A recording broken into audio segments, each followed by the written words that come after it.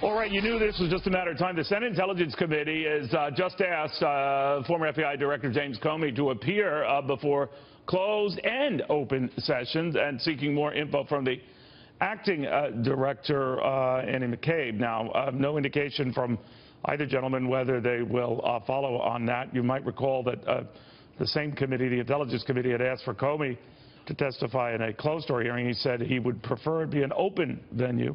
So I guess they gave him the option. Also, we've got former United States Ambassador for Special Political Affairs at the United Nations, Ambassador Stuart Holliday. Ambassador, very good to have you. Where do you think this is all going ahead of the president's first trip abroad as president? This is going to obviously drag behind him everywhere he goes, but how big a deal is this going to be globally, do you think? Well, I think for the countries he's visiting, that we've got these very important relationships with Saudi Arabia, of course, with Israel, and he'll be visiting the Pope as well. This was a well-thought-out trip in terms of this message of trying to focus on these big civilization issues, focus on Islamic extremism and so forth. I think that it's not going to overshadow the trip in terms of what these countries seek, what they want, but they've got to be concerned about whether the president's hands are going to be tied, whether he can fulfill his commitments. What is he going to be bringing them that will, in effect, be followed through on in the coming months if we're distracted by, as you say, sort of a bummer summer? Ambassador, maybe you can help me with the history part of this, but are presidents who are unpopular, do they have a tough time when they go abroad or to a G7 summit or a NATO summit where, they're all there together?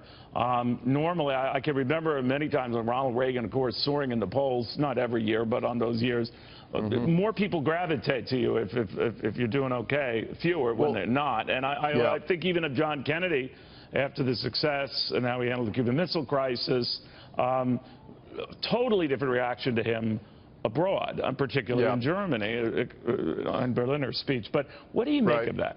Well, I think, it used to be that presidents would actually go abroad to elevate their stature. I mean, you look at Richard Nixon at the height of the Watergate issue, going to Egypt. And then LBJ, after he announced in the wake of, the Vietnam War, turmoil, that he was going to travel around the world. He, in fact, took a trip entirely around the world, visited many countries. So I think that presidents get a certain amount of sustenance and reaffirmation through these trips. And so, really it's an opportunity for them to change the channel.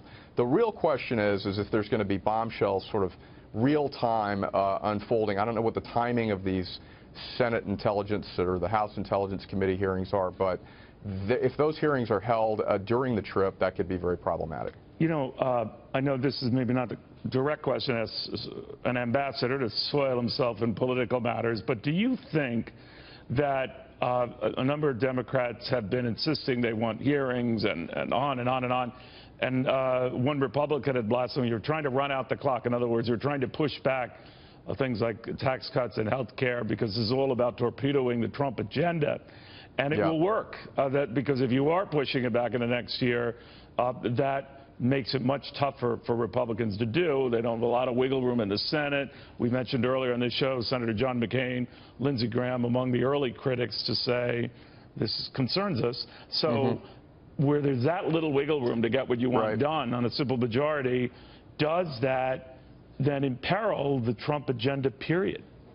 It could, but I don't think that's why they're doing it. Obviously, that's an incidental benefit for them, politically speaking, but you have to look back at the view of President Trump by these people.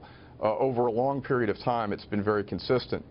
He's not fit for office, he's unpresidential, all of these things, and this is very consistent. They just now have a little thread to pull on here, but I would have said if this opportunity if the legislative agenda wasn't even on the horizon, that they would be taking their opportunity to try to take him down as well. And I think that's why it's important to look at the center, to look at people, I guess you could say Senator McConnell is sort of in the center, Senator McCain and others. But, look at people who, when they start saying things, are the people who are listened to, because they're not Senator Schumer, with all due respect, who's coming out, who's, wouldn't miss an opportunity to criticize the president. Yeah, and right now, if you're hanging your hopes on impeachment, I mean, it's really the FBI director's word or notes versus what the president said. He said. So you're going to need something more to build that, and maybe they have that, and maybe in time they get that, but we're not there yet.